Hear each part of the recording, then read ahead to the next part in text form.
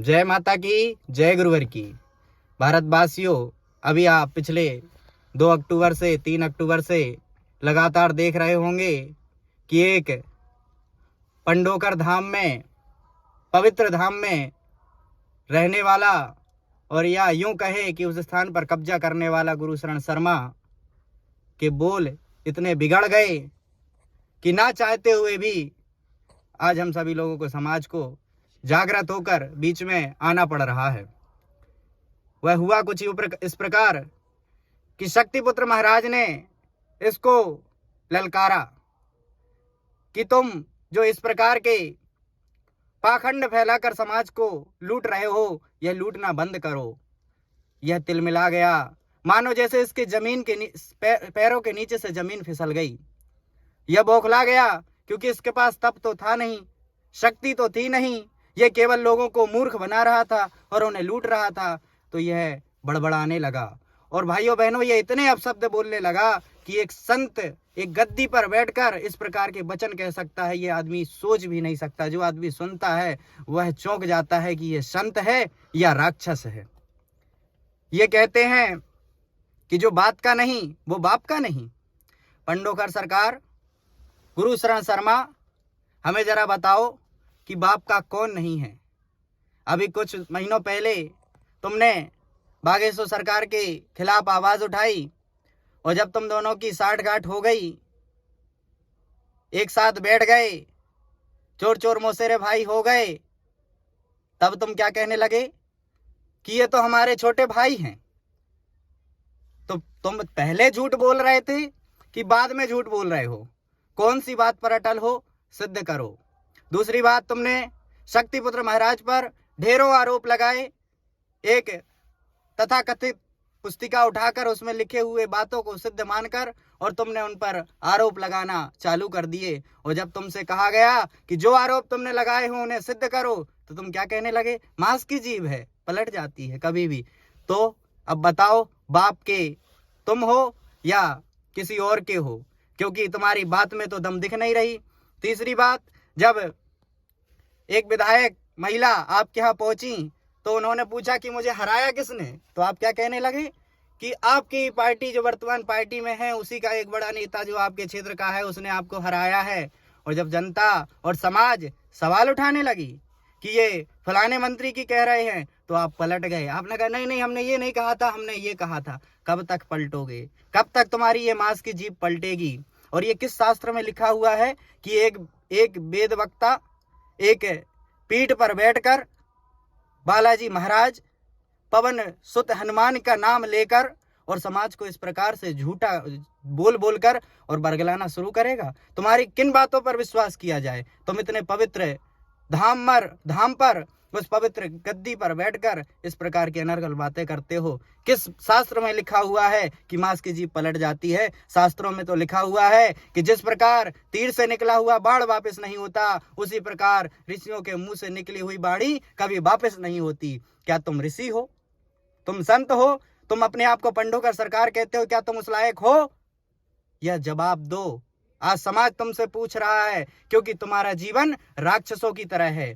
तुम्हारे ही शिष्य जिनके तुमने पैसे लूटे, जिनको तुमने शोषण किया और जिनको तुमने अपने दरवाजे से लात मारकर भगा दिया, आज वही लोग समाज में आवाज उठाएंगे और वही लोग इकट्ठे होकर तुम्हें तुम्हारी औकात दिखाएंगे। जो तुमने समाज का धन इकट्ठा करके, तुमने ये भी नहीं सोचा कि ये गरीब एक व्यक्ति, असहाय व्यक्ति तुम्हारे दरवाजे पर आ रहा है, बालाजी सरकार का नाम सुनकर आ रहा है कि शायद बालाजी महाराज की कृपा से मेरा काम बन जाएगा। और तुमने बालाजी महाराज के नाम पर उन समाज का जो पैसा इकट्ठा किया है, वह समाज वो पैसा तुम्हारे खून के आंसू रुला देगा। जो तुमने वह पैसे इकट्ठे किए हैं वो तुम्हारे तिल तिल कर तुम मरोगे, तुम्हारे ऊपर कीड़े पड़ेंगे। तुम जो ये समाज का पैसा ऐठ ऐठ कर और रात को 7 बजे 8 बजे वो गद्दी पर बैठते हो और जो डकारे लेते हो, तो एक बच्चा भी बता देगा कि तुम किस प्रकार के तामसी भोजन करते हो, किस प्रकार का तामसी भरा भोजन करते हो। तुम्हारी तो पाचन शक्तियां बिगड़ जाती हैं। तुम्हारा जिस दिन खाना नहीं पचता है तो तुम्हारे चेहरे का रंग बदल जाता है, तुम्हारी पगड़ी उतर जाती है। तुम किसे बता रहे हो? तुम कहते हो कि जब मुझे रात को नींद नहीं आती तो मैं बाहर टहलने निकल गया, तो मैंने देखा ऐसा हो गया वैसा हो गया। तुम कैसे संत हो, कैसे पीठेश्वर हो कि तुम्हें रात में नींदें नहीं आ रही? और मैंने तो सुना था कि संत इत्यादि जब रात में साधना करते हैं, जाप करते हैं और ध्यानस्थ होते हैं तो वह बहुत शांति का जीवन जीते हैं, और तुम्हारी तो नींदें उड़ी हुई हैं।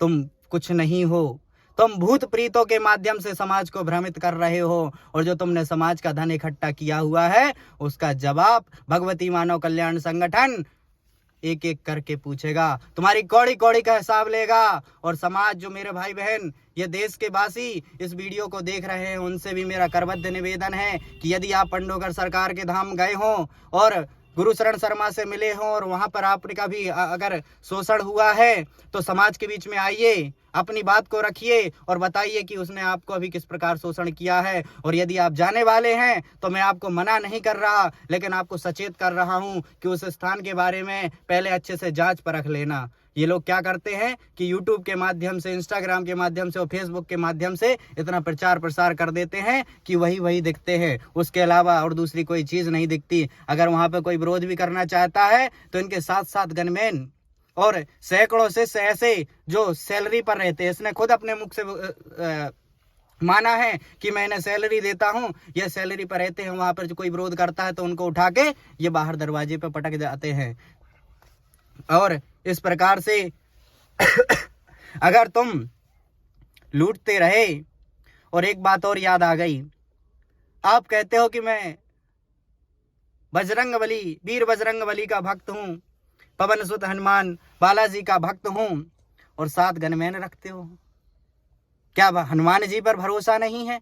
एक बात तो बार बार मैं कहूंगा, और मुझे ये दिल में बात समझ में आ गई कि तुम कुछ नहीं हो। तुम एक बात जो बोलते हो ना कि मैं जो बात का नहीं वो बाप का नहीं, तो ये 100% बात तुम्हारे ऊपर सिद्ध होती है कि तुम बाप के नहीं हो। क्यों? क्योंकि ना तो तुम अपने गुरु के हुए और ना तुम बालाजी महाराज के हुए, पवन सुत हनुमान जी के हुए। क्यों? क्योंकि पवन सुत हनुमान तो वो हैं कि जिनको सुरक्षा की आवश्यकता नहीं होती, जिनकी उनके पर कृपा हो जाती है, जिस भक्त पर उनकी अंशिक क्षणिक मात्र भी कृपा हो जाती है, उसे डरने की आवश्यकता नहीं होती। और तुम तो महाडरपोक हो। तुम्हारा पंडोखर नाम नहीं होना चाहिए, तुम्हारा डरपोक नाम होना चाहिए। तुम महाडरपोक हो। तुम 7 गनमैन रखते हो। बब्बा जी पर तुम्हारा भरोसा नहीं है क्या? वो जो गदा हाथ में लेके रखते हो, क्यों उसका अपमान कर रहे हो? चलो छोड़ो, हनुमान जी तो बहुत बड़े हैं, तुम उन्हें नहीं समझ पाओगे। भक्ति क्या होती है ये तो तुम जानते ही नहीं हो। तुम तो अपने पत्नी के नहीं हुए, तुम भक्तों के क्या होगे? तुम एक पत्नी को छोड़कर दूसरी पत्नी को अपना लिए। तुम दूसरों के पर्चे बना रहे हो कि बच्चे पैदा हो जाएंगे, संतान हो जाएंगे। तुम अपनी संतान पैदा नहीं कर पाए, तुम्हें दूसरी शादी करनी पड़ी। और तुम्हारी कितनी महिलाओं से नाजायज संबंध है, यह समय आने पर तुम्हें बताया जाएगा और समाज को इसका पर्दाफाश होगा। और दूसरी बात, ना तुम अपने माँ बाप के हुए। तुम कहते हो कि मैं सारी बीमारियां दूर कर देता हूं, मेरे यहाँ जो आ जाता है, जो 20-20 हजार रुपए के तुम्हारे हवन और 3300 रुपए की रामायण करवा लेता है, उसका सारे कार्य पूर्ण हो जाते हैं, और मैं जिस डेट को लिख देता हूं वह डेट पर पूर्ण होता है। तो अपने पिताजी की तबीयत क्यों नहीं ठीक करते? क्या उनकी तबीयत ठीक नहीं करना चाहते, या उनकी तबीयत खराब होने का कारण तुम ही हो? तुम ही ना उन्हें पलंग पर छोड़ा है। वो क्यों नहीं घर के बाहर निकलते, वह बीमार क्यों पड़े रहते हैं? अगर तुम कुछ कर सकते हो तो पहले अपने माता पिता के लिए करके दिखाते। तुम कुछ नहीं हो, तुम केवल लूट रहे हो। और जब तुम वीर बजरंगबली जी के नहीं हुए, अपने माता पिता के नहीं हुए, अपनी पत्नी के नहीं हुए, तो तुम भक्तों के क्या होगे? जो गिड़गिड़ाते हुए तुम्हारे दरवाजे पर आ जाते हैं आशा लगा के, क्यों नहीं आएंगे? तुम कहते हो मैं तो फीस लेता हूँ, जो जितनी मोटी रकम देगा मैं उसके लिए पहले खड़ा हूँ। तुम्हें शर्म नहीं आती ऐसा बोलते हुए? किस धर्म में लिखा है, किस ग्रंथ में लिखा है, किस पुस्तक में ये लिखा है कि संतों को फीस लेनी चाहिए और संत केवल उसी से मिलेगा जो फीस देगा? शर्म करो पंडोखर। गुरु शरण महाराज, तुम्हारा अब अंत आना सुनिश्चित हो गया है। समाज के कोने कोने से आवाज उठने लगी हैं, और तुम्हारा यह दुकान जो तुम्हारी है, यह बहुत जल्दी बंद होने वाली है। इन्हीं शब्दों के साथ जय माता की, जय गुरुवर की।